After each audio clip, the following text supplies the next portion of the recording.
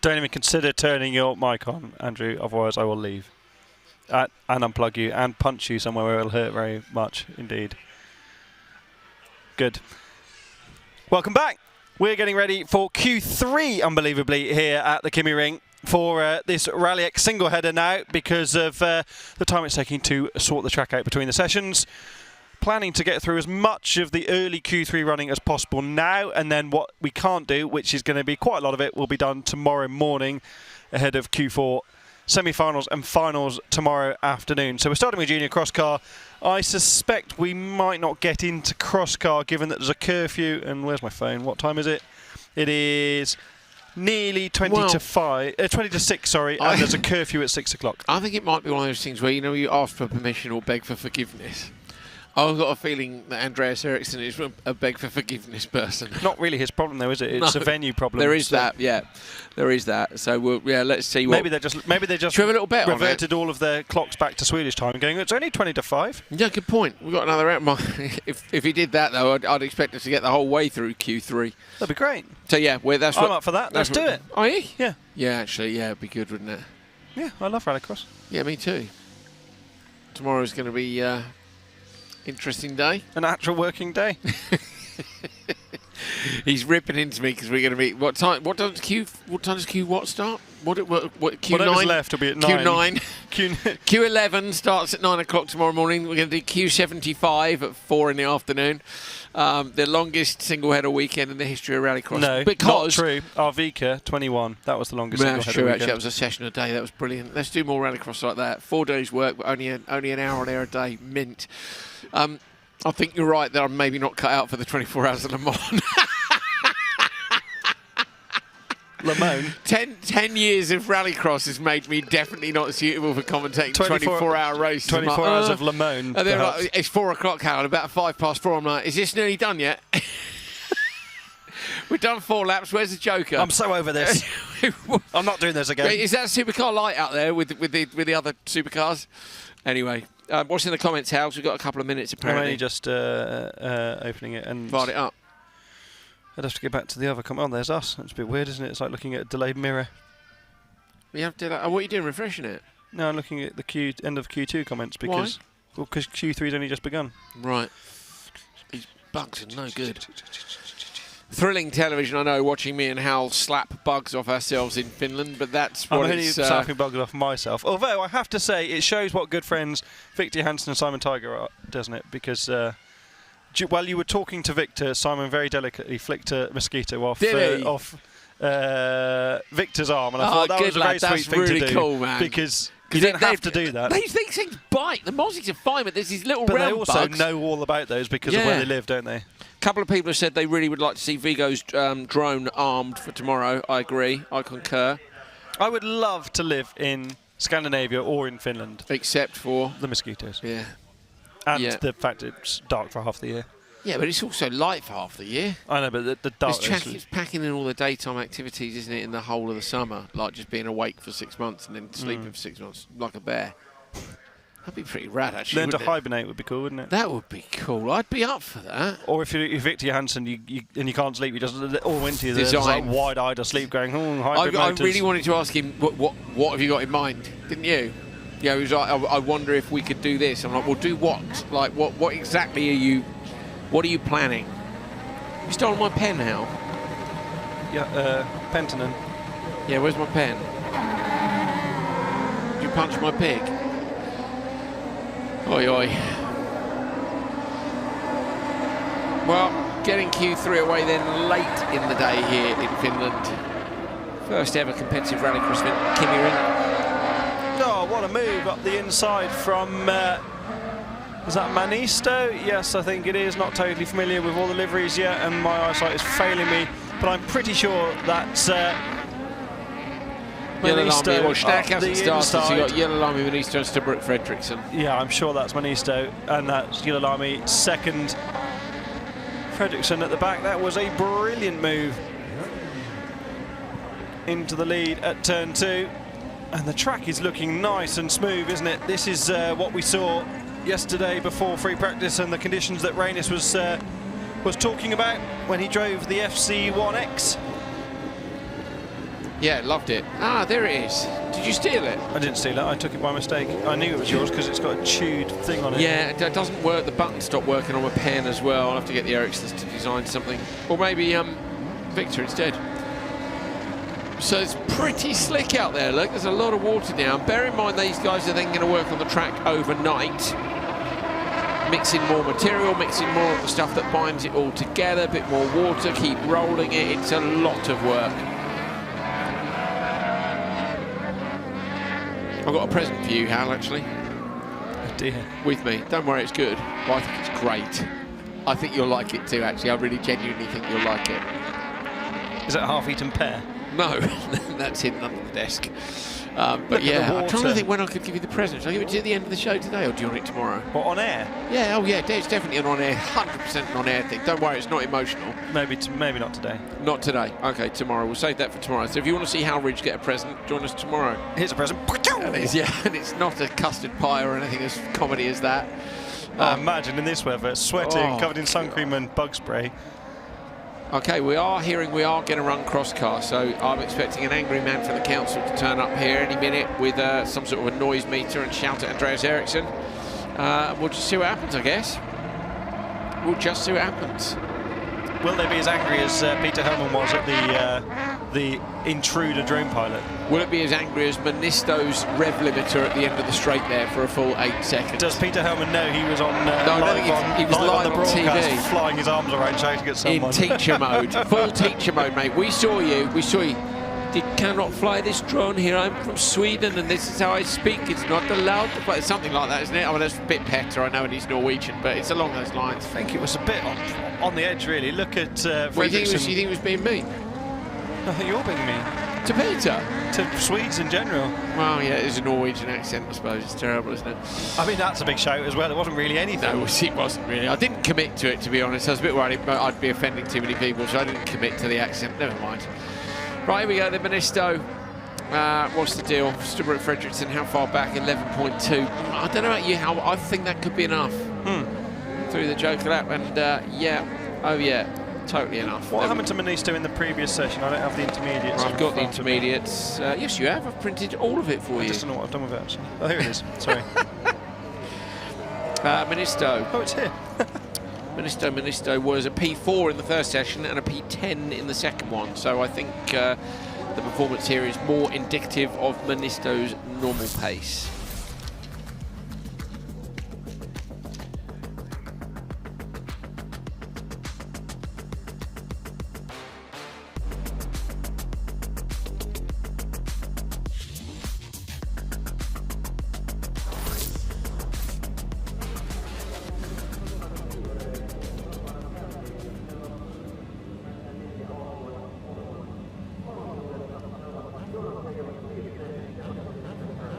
Crosscar Junior Race 2 is on the line. You have on the inside Jonas Hegeland Nielsen, Sebastian Isak Centra, Minja Perlemäki and Carl Svedland. Svedland is in need of a hurry-up.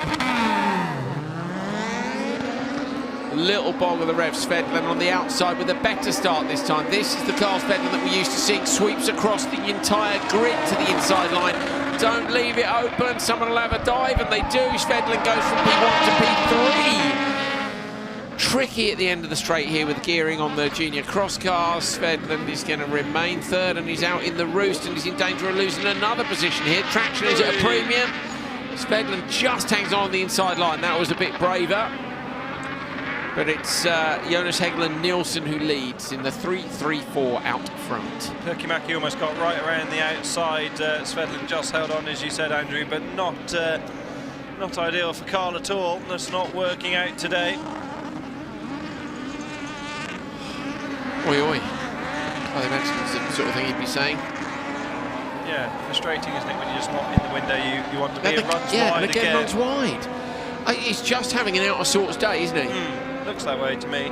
Maybe not quite there. The setup he would want. Maybe just not feeling the car. He didn't really get on with Valkenswaard as a track. Said it wasn't his sort of thing. Didn't really feel like Riga was his sort of thing. Was looking forward to coming up to the Nordic region, but just not really working for him in the same way.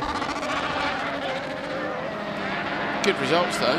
Oh, in those events? Yeah, it doesn't mean you like the tracks. No, though, does agreed. It? Agreed. Yeah, I was going to say. They don't necessarily play to your strengths. He was looking forward to coming back up to Scandinavia and the Nordic region. I was thinking he'd be looking forward to going back down to Holland where he took a double win.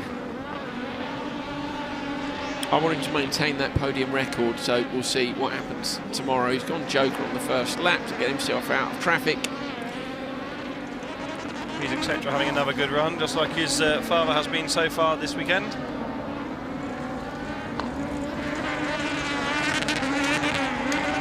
And I've seen the drone shadow over the top of the crosscars. I've put this roll-on bug spray on, and it really does seem to have worked, but it's very sticky. So you know when you touch a tree with sap on it? It feels that's like what that. my arms feel like. I'd rather get bit. Would you really? Yeah, to a certain extent. Wow, Bug look at the spray state of my stinks legs as well. I'm going to have a shower before we get in the sauna and the hot tub.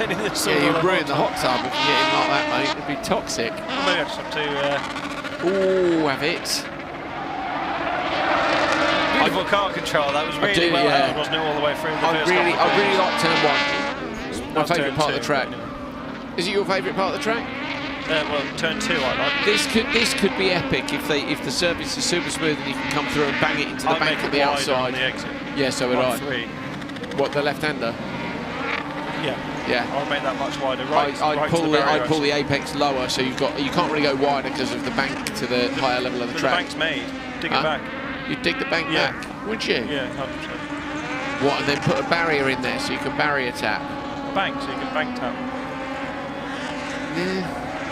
I like the idea of a harsher penalty. Well, mind you, you'd be replacing it a lot, wouldn't you? No, I don't know. You could pull the inside forward. I don't know. Anyway, Nielsen on the lower level, coming out from the Joker, I think. And over the line. Lovely stuff. Takes it from the start, 3:28.6. But not as quick as Ministo went in the first one.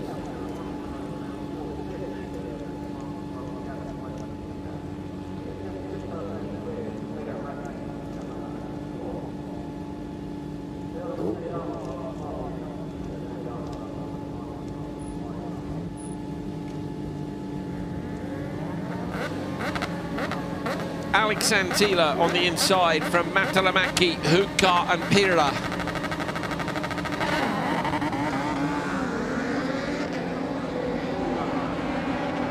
Hukka's got a great start, so has Matalamäki. They both move across, and look at the sweep out from Antila.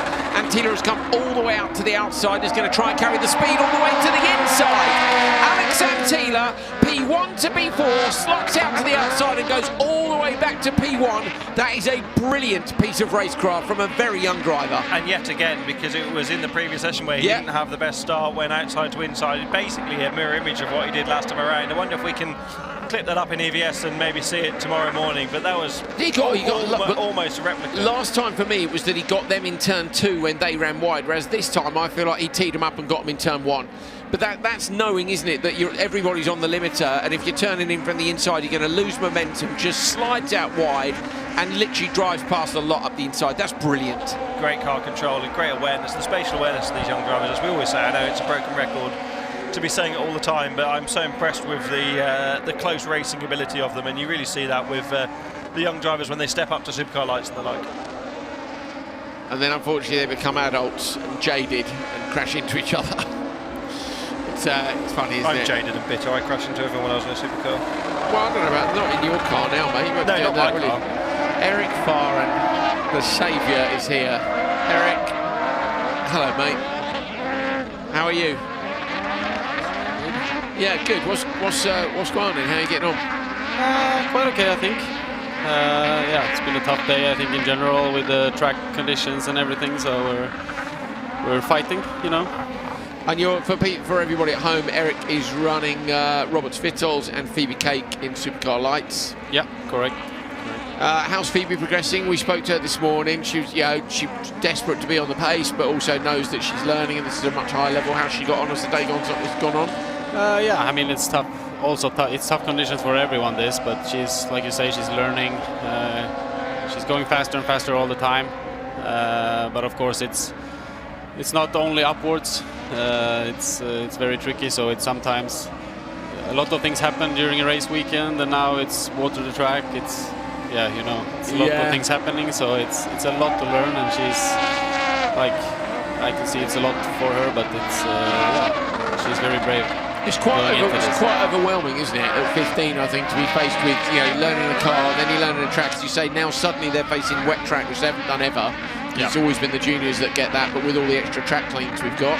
But also with her relative lack of experience, like, she is so inexperienced, really, in motor racing and rallycross. Yeah, but it's fun that she's here, and they really want to do this, and she's like, it's good to have her here. Sure, I just mean it's tough, isn't it, when you don't have those scenarios that maybe you've had in a different category to draw on it. All of this stuff is new to her, full stop, never mind trying to get on top of the lights car in this environment as well. Yeah, of course. And it's also a big task to learn everything on the race weekend, so yeah. Alex Antila goes Joker on the final lap, and it is as executed as beautifully as this entire race has been. Going to easily take the fastest time here after an epic move in turn 1. Checker flag is out, Antila takes it, and it is a 3:27. So, not by as big a margin as I thought it might be. Only a second, but it'll do. It will do. No replays, because we're going to crack on through the racing as fast as we possibly can, so we'll get you straight back down to the grid for some more cross car.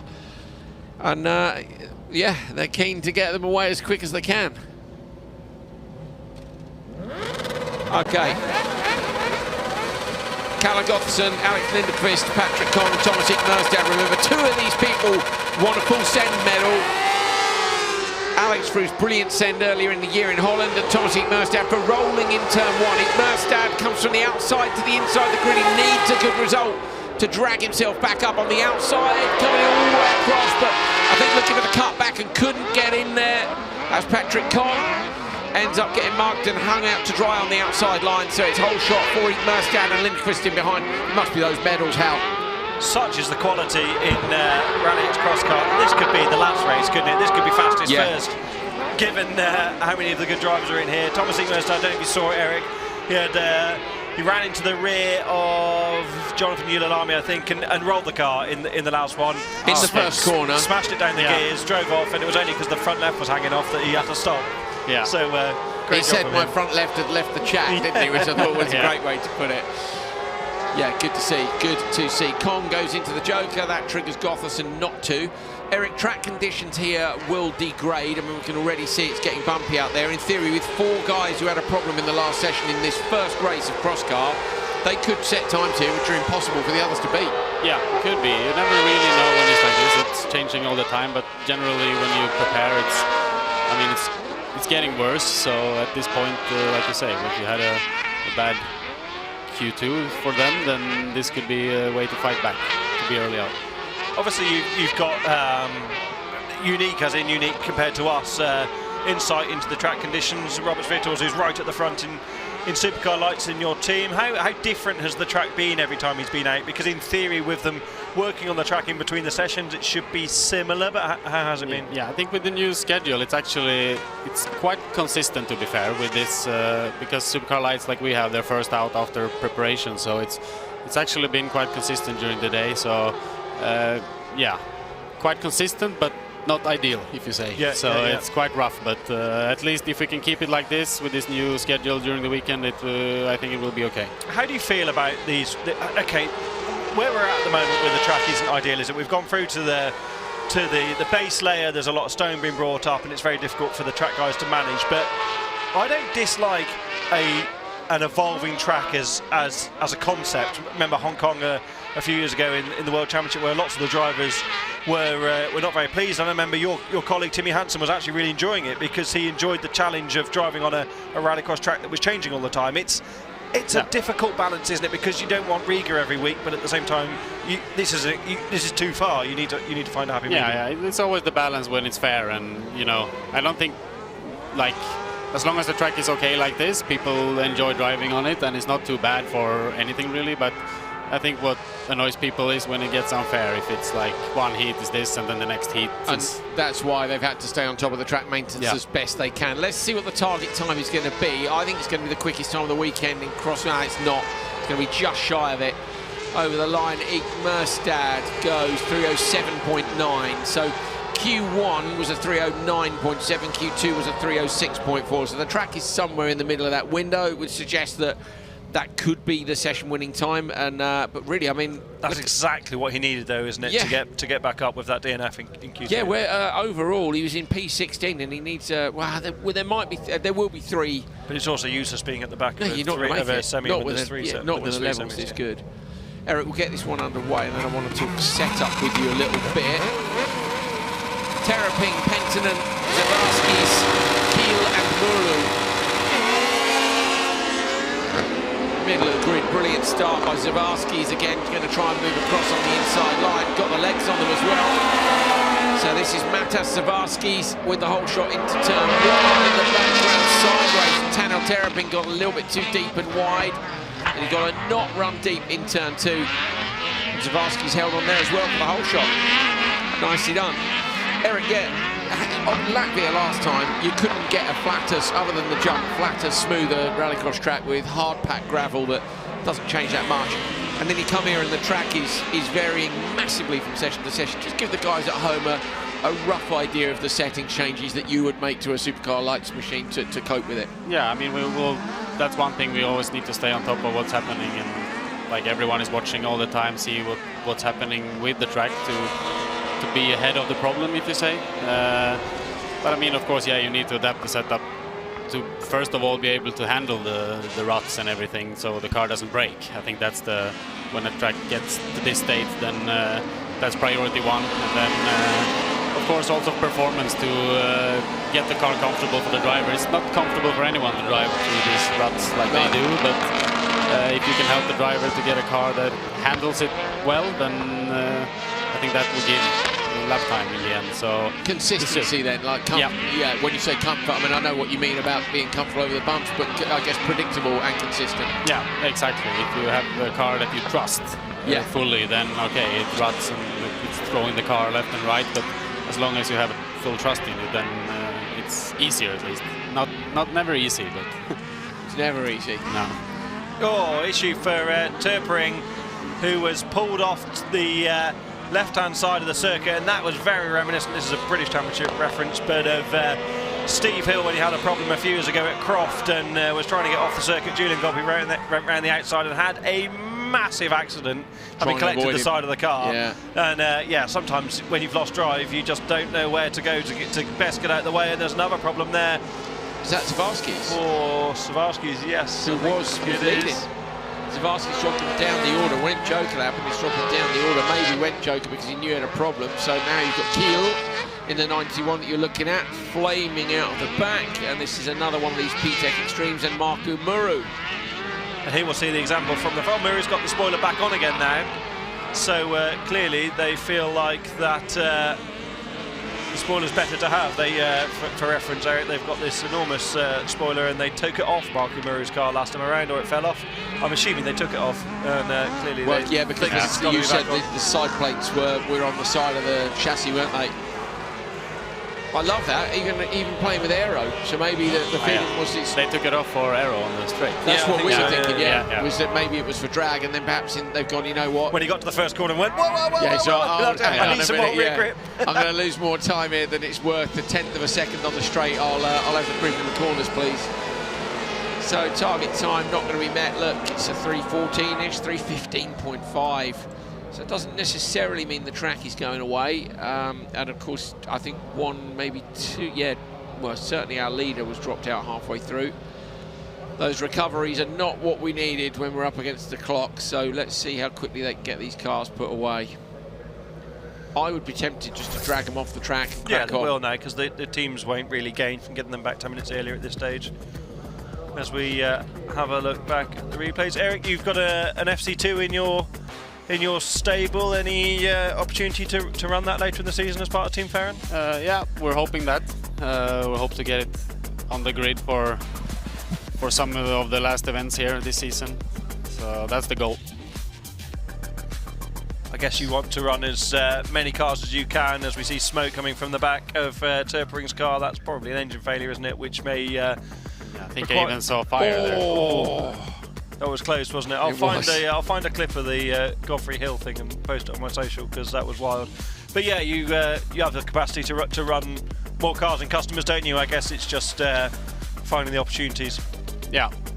Now we see, I think the FC2 has been quite on the pace here and quite competitive, so that should be... It's a big step forward, I think, to be fair, isn't it? I know we're advocates of it anyway, but being in the championship... the lap time down, hasn't it, big time? So competitive now. Yeah, and even this, they're still with gear ratios and stuff. We haven't played much with the FC2, so there's more to do, of course, to match the supercar. So I think it's. I think when you see here the end of the straight, the fact they're on the limiter, you start thinking, okay, you could maybe get a little bit more legs in it. Yeah. I know first is quite short, isn't it? It's only a paddock gear, really. Yeah.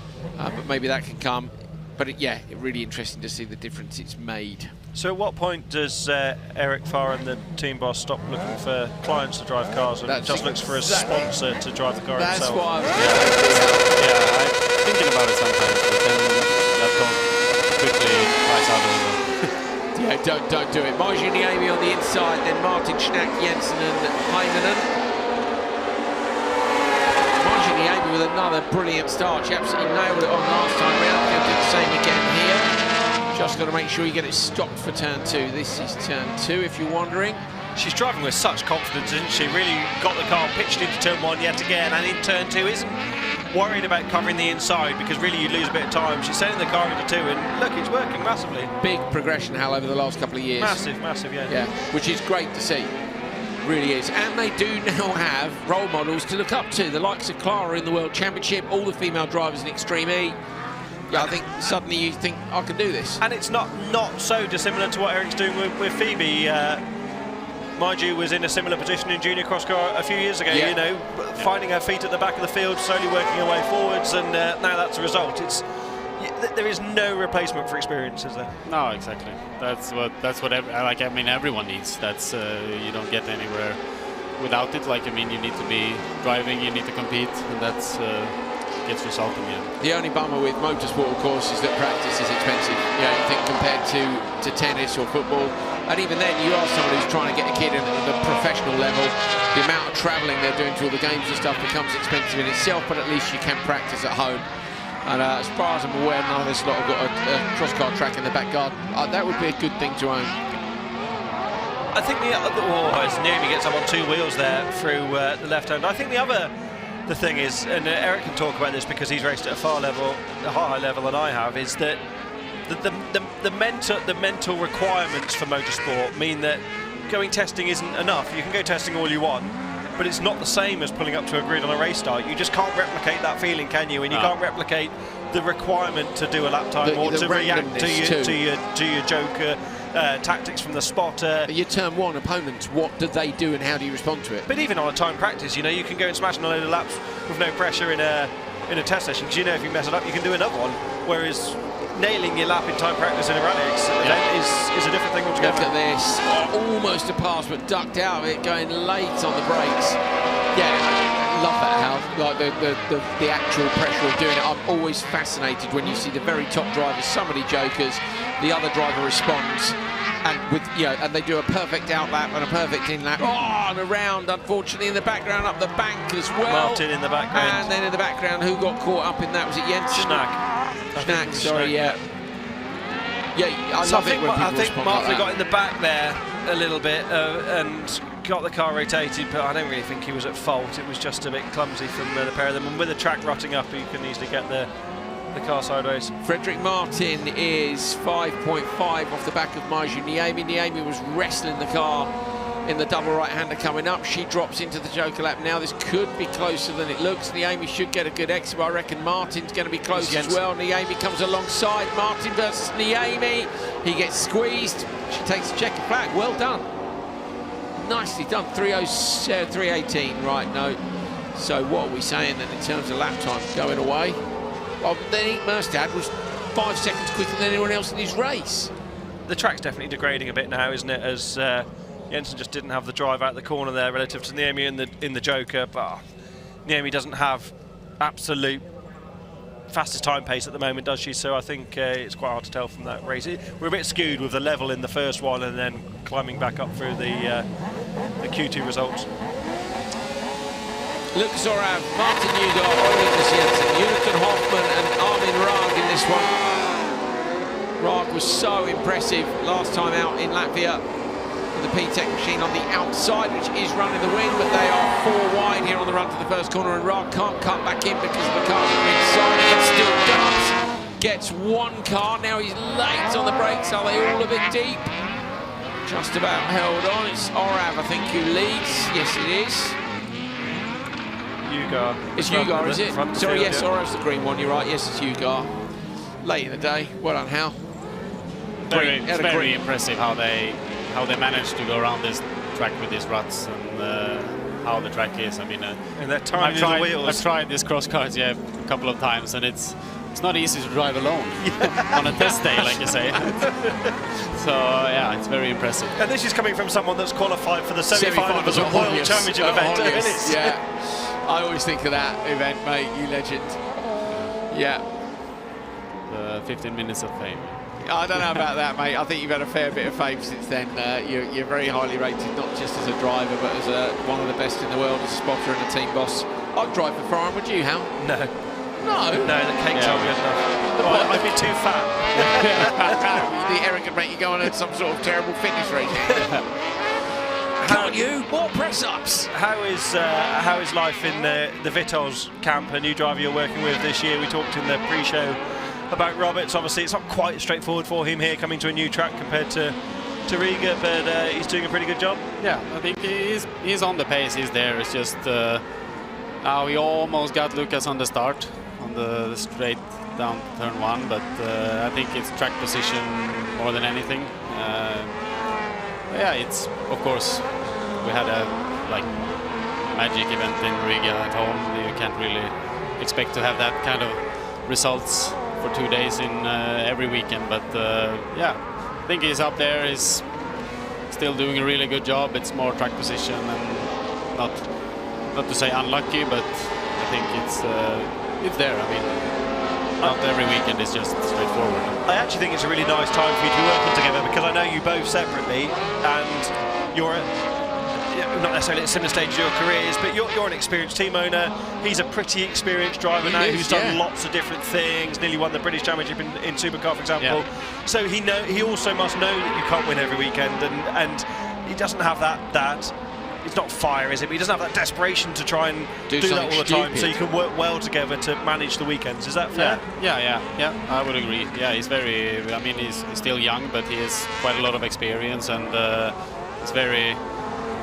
Yeah, he feels like he has more experience than he actually He feels older than he is, if I say. Yes, it makes sense. He's very head screwed on, or how you say. Yeah, absolutely. Yeah. So. Ugar coming through. Let's see how the target time's looking. Going to be a lot closer this time round, but not close enough. A 10 or 11 maybe a 12. It is a 3:12.5, so that slots him into P2 ahead of Linderqvist. It's always a 12 when you guess. Yeah, so Hal guessed a 12 early. He guessed the lap time. Time his script was down. He guessed, and he was right to within 0.2 of a second, which was really annoying. Right, we're nearly done for today, so we'll get these studio lights on in a minute. We've got one last cross-car race to do. Cerner, Isak Center, 3, Nilsson and Yillalami. Look at the speed the nose comes up off the line as everybody reacts to those lights. Romet, Cerner's got a good start, but Yillalami's going to try for all the way around the outside. Yillalami backs it in just a little bit to turn 1. Vettel 3 is down in P2, just in behind him, but then gets run deep at the corner as Cerner goes up the inside line. So Cerner into P2, Vettel 3 gets P3, but it is Jonathan Yillalami who leads. Yet again with a comfortable lead out front this halfway through the opening lap. This is the Yillalami we saw in junior crosscar so often, out winning in senior crosscar when he stepped up in Eric, he's swapped cars for this weekend in the JC squad. He wasn't a Kazmat, now he's in a speed car wonder, and sometimes, as we've been pontificating over, sometimes it's not even the switch of car or the switch of something physical, it's just a mindset shift. If it's not working for you and you make a big change, it changes the outcome, and clearly Yillalami, especially in those first corner battles, is driving very well indeed. Yeah, it can give a little better feeling to go on the race, even like you say, maybe the other car is even the same you can get the same lap times, but still just a better feeling. There's an English saying that is a change is good as a rest, and sometimes you just need to change something up, don't you, to make a difference. Cerner is also going with the race leader at the moment. The track is definitely rutting up, running right to the outside of the circuit over the jump in the middle of the lap. Cerner, who was in the studio with us just before, talking about how comfortable he... Look at the car bouncing around right to the barrier on the outside. They're really getting picked up by the ruts. Now you're a bit of a passenger there, Eric, and hoping it lands the right way. Yeah, like I said, I would have been off the track many times. Me there. too. Yeah. And it's not so simple in a rear-wheel drive car either, is it? Because you can't just keep your foot buried on the throttle and hope it goes the right way. You can't stay in the light pedal as much as we watch Cerner into the Joker. Nice, neat and tidy through the first part. Again, the car gets spat sideways right to the bank on the outside. This is a big push from the Estonian driver. Yillalami, what's the gap now? 4.5 It was closing visibly closing in the previous sector of the previous lap, but the ruts are massive towards the end of the loose, as you'll see Andrew next time around. Here we go, then Cerner through the left. Yillalami leads. Cerner is leaving no inch of the track unexplored, is he, with this one? Desperate to win, isn't he, based on what he said to us in the studio. This is where we were watching last time. Look at the car. Don't quite see it from this shot in the same way. Here it is. This is the double right-hander here. This is the rough section for me. Not now, but as they come over the crest, I think that's, yeah, there it is. That's been the part of the track all day. Yillalami's going to drop into the Joker on this one. Let's see if we can see the merge as Romet Cerner comes up into the standard lap. Here is Cerner on the inside line. Yillalami's got this, I reckon, but Cerner might get the car straightened out and away quickly. Yillalami's on the throttle. Cerner too. Romet Cerner's going to take it, is he? No, Yillalami just holds on to the checker flag. Is it going to be a quicker time? No, it isn't. So the session is won by Thomas Merstad, who rolled in the previous qualifying session and tried to keep going. We gave him a full set medal for that. And that was a brilliant race between Yillalami and Cerner to round out day one here at the Kymiring. First ever rallycross event at this brand new Finnish rallycross track. Decent end to the day. Talk about that start line, Eric, in the supercar lights quickly, because it sounds to me like they're all on the limiter and then you're just... hoping you haven't got brand new tyres on and loads of grip. Yeah, exactly. Yeah, it's always high grip when you're starting like this on like a circuit racing track. Like, it's not really a start grid, you're starting on a different track, if you say, and that's it's always high grip in this tarmac. So yeah, the supercar lights are on the limit. And they're all the same, I guess. There's nothing you can do really. You're just... No, I mean, you can play a little bit with the clutch and preload and how you do it, but in the end, you don't have the power to get wheel spin, and then that's why they're so equal all the time. So we're going to take a look at the results. First of all, Yillalami 311.2. Say that is good enough for P2 in this session. Merstad with a 307.9 is some 3.5 seconds up the road, but that is a little thanks to the track conditions as well, because 4 of our fastest drivers were in the first one. Crosscar Junior after Q3. Remember, we end day one with Crosscar Junior and Crosscar at the end of Q3, and we will start tomorrow with the Q3 for open 2-wheel drive and open 4-wheel drive, basically, so and supercar lights as well. Antila with 2 session wins at the top from P2 Martalamaki, then Pira Manisto. Antila with those brilliant first corner moves. Those 12 drivers will of course go through to their semi-finals tomorrow. Looking forward to that. We're also going to take a look at Crosscar overall, how they finished their Q3. Here it is, Romet Cerner, who was in the studio earlier, as Hal said. He said, I am feeling so comfortable and confident, and he's just had an absolutely brilliant race with Jonatan Yillalami. They are separated by 1 point in the intermediate classifications, so the TQ is going to go to one of them or Martin Ugar. Thomas Merstad recovers to P4 with a win in that session. Absolutely epic. There's the bottom of Crosscar. Remembering there are 24 cars. That will be the only category here, I think, that will have 3 semi-finals. Thank you for staying with us today. I know it's been an unusual one, obviously, with all the track repairs and everything. A big thanks to the team in Stockholm. Also, massive thanks to everybody here, the track crews, everybody from Kymiring, everybody from RallyX, who's worked really, really hard to make sure you guys get some racing at home. So we hope you have enjoyed it. Shop.rallyx.se. There were 70 of the special Kymiring edition T-shirts, which you can go and buy. Hal Ridge, thank you, mate. Good job.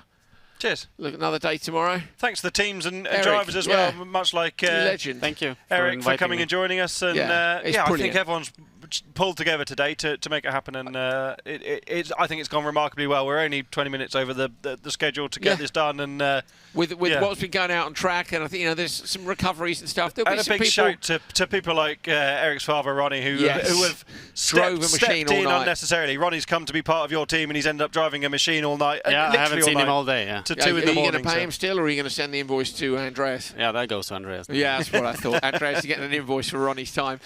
Thanks, guys, for you for watching at home as well. We know that 24 Hours of Le Mans is on tomorrow, but you've all got 2 screens, so there's no excuse. Make sure the bigger screen is Rally X. We'll see you in the morning.